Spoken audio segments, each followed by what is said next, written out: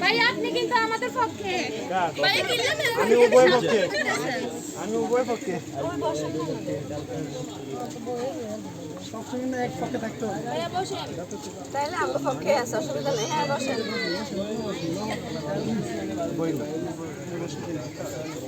এ বাতা এই ফ্যানের বাতাসটা কই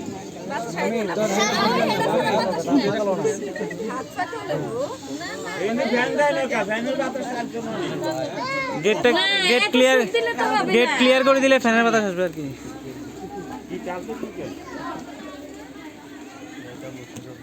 আরে জলদি করেন না, একটু জলদি করেন।